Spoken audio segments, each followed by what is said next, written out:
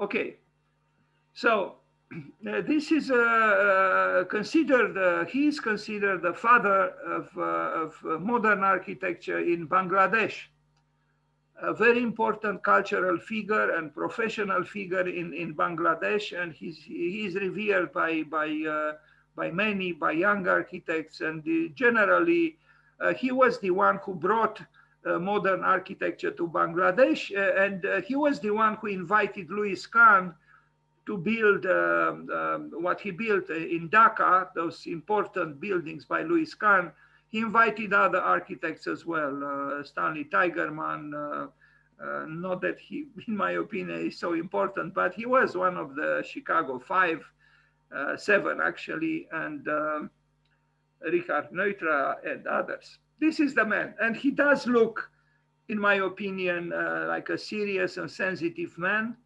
Of course, he has a certain age here, but I don't know. Maybe I am a little bit superficial, but I think you can evaluate a man sometimes, although appearances could be misleading.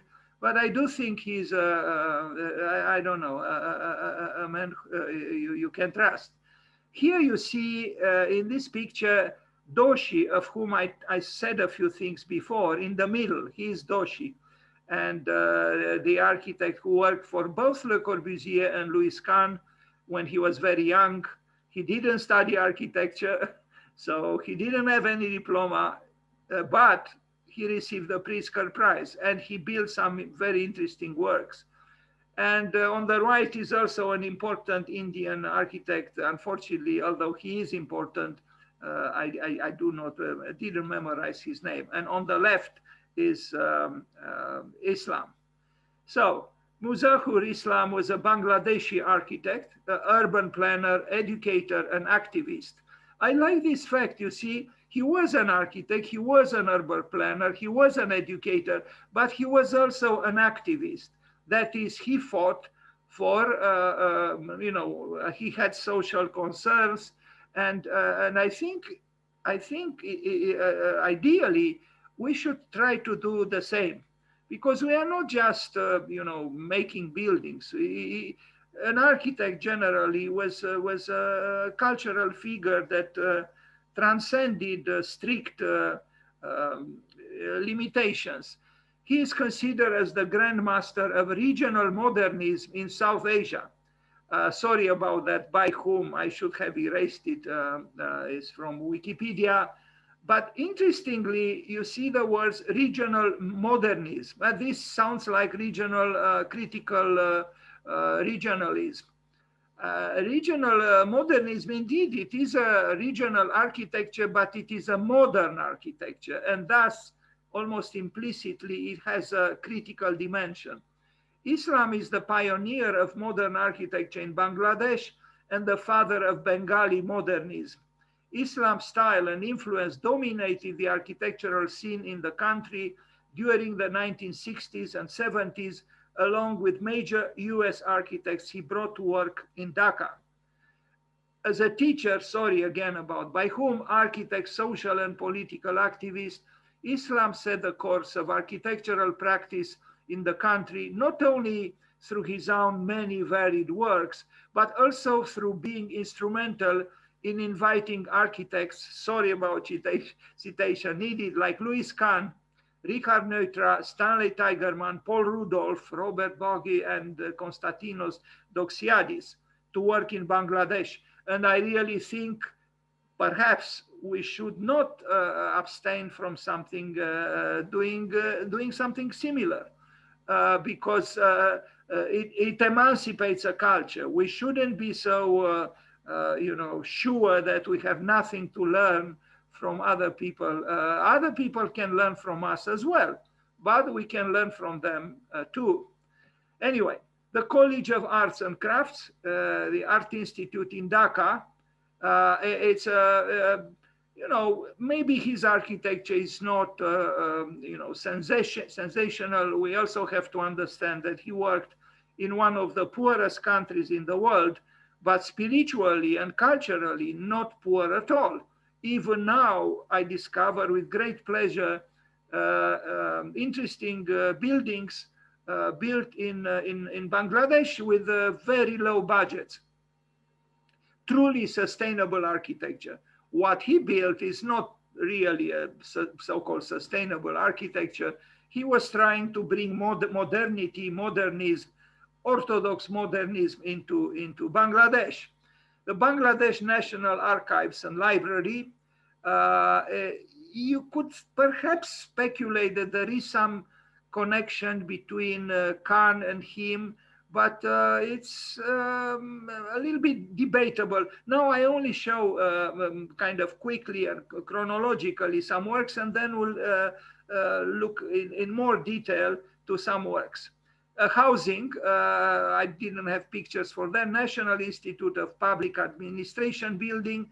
Sorry about the resolution of this building. The truth is, this is not an ample presentation. It's really an introduction to the work of an architect who deserves, from me as well, more study. But even if this kind of architecture seems a little bit dated or brutal or simplistic, I don't know. I think the raw architecture in concrete, in the context of a country that didn't know anything almost about modernity, is remarkable. And this kind of building could have been built certainly better kept in Japan. Well, it was not built in Japan, and in Japan maybe you would not have had this glorious wild nature all around the building. And I do think it's glorious. And I think this nature that is not restricted by landscape designers or by architects or by all kinds of gardeners.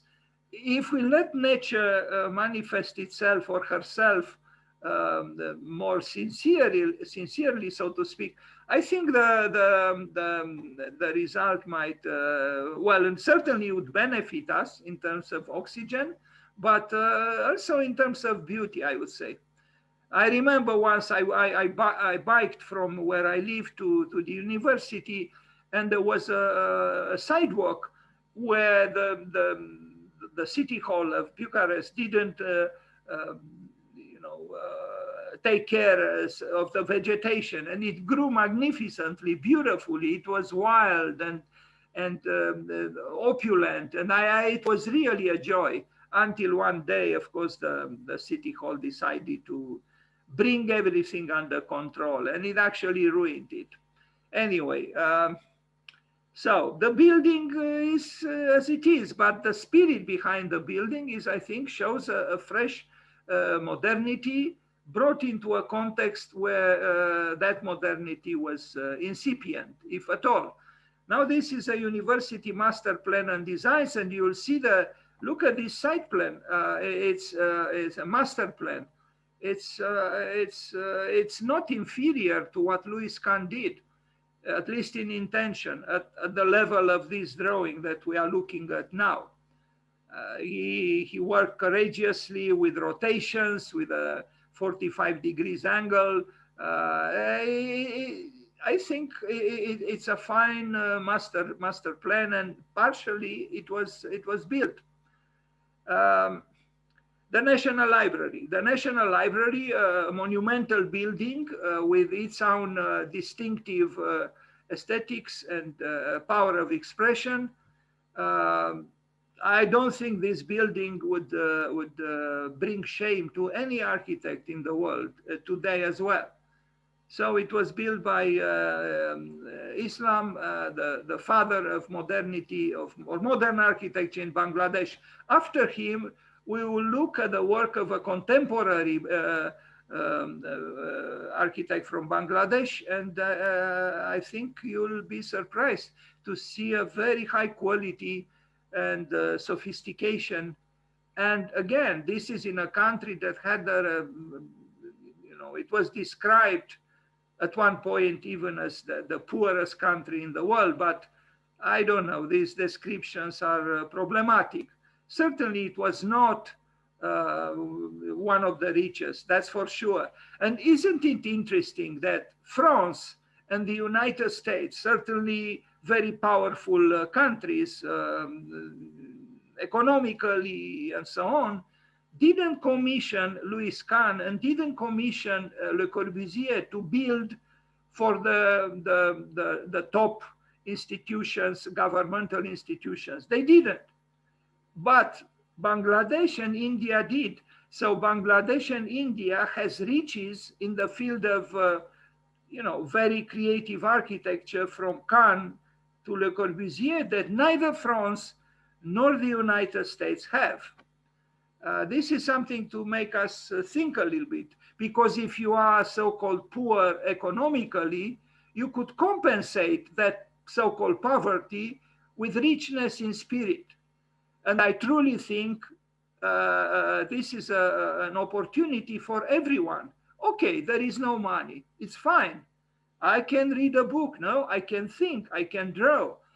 So it's very possible to emancipate yourself through culture.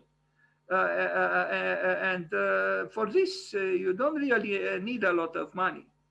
I mean, you don't need to be rich in order to be able to pick up a pencil and on a piece of paper to draw and to think.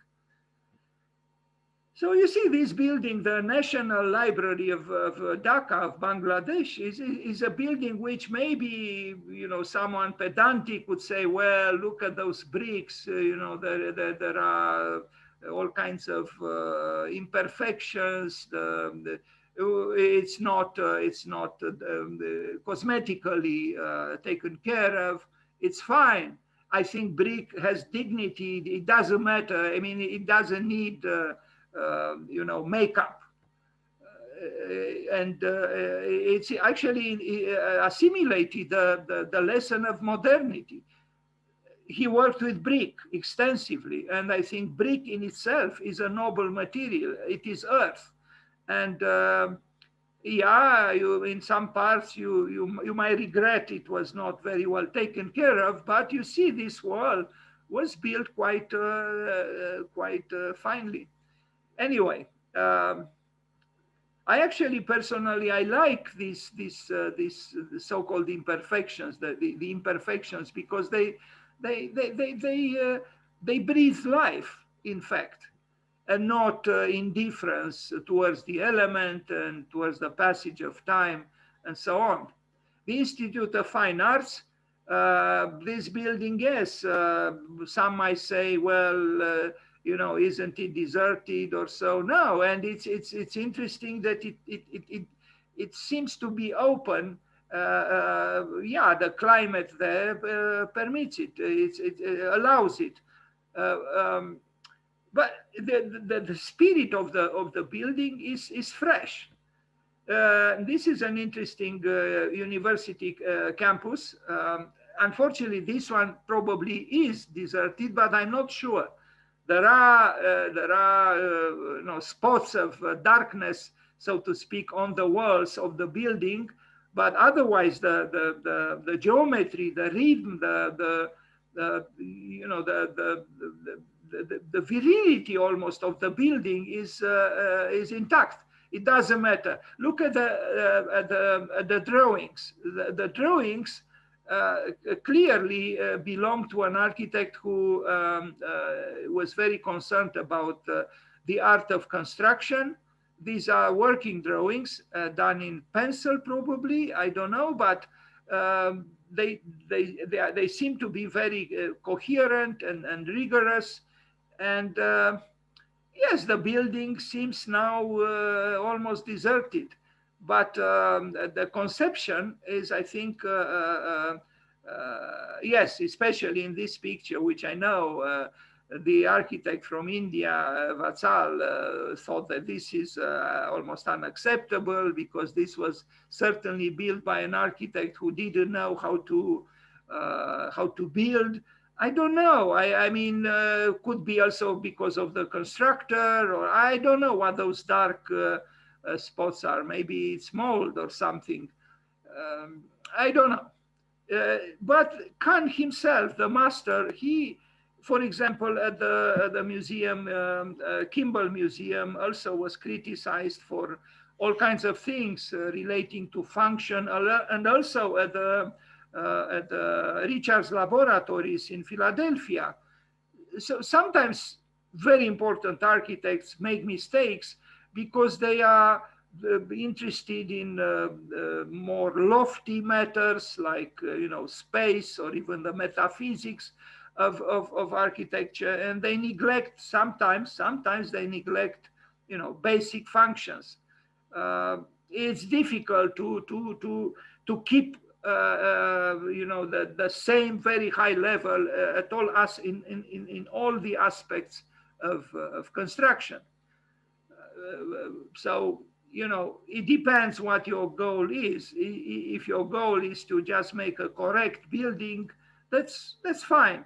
But there are architects who have other ambitions, and sometimes, in some respects, they fail. In the sense that, like Charles Baudelaire said in his poem, The Albatross, he said, the poet is like the albatross, the bird. The poet can fly, but he cannot walk. Exactly because of the big wings that the bird has. So the bird and the poet, they can fly, they can have lofty ideals and so on, but they have many times great difficulties to work, to pay the bills, to pay the rent, to who knows what. So in the same way, sometimes important architects fail at the level of the prose of life. This is another building by Hima University, which I mean, just from this picture, you can see the power of architecture. And I wouldn't say that he is inferior to Kahn here. And I'm comparing him with one of the most important modern architects. So this is in Bangladesh, but not built by Khan, but by Israel. Sorry, by Islam. So,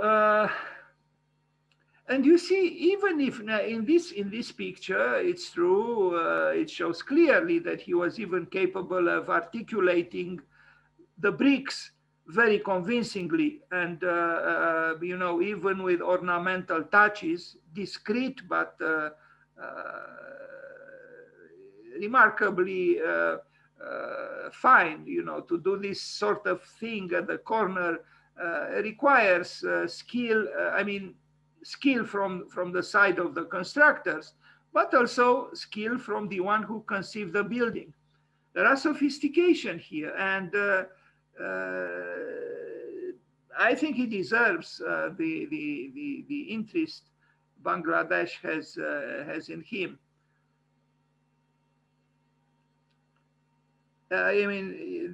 This building is simple, but is not simplistic, and it does have dignity.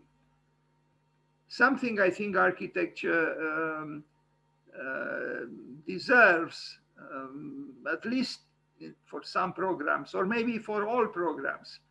But often that dignity is forgotten today. So this is the architect. He studied actually in the United States. He even studied at AA in London. So he was a sophisticated architect. He studied at Yale. He got his master's degree from Yale University. But he returned to his country, and perhaps the audience now is mostly composed of Romanian architects.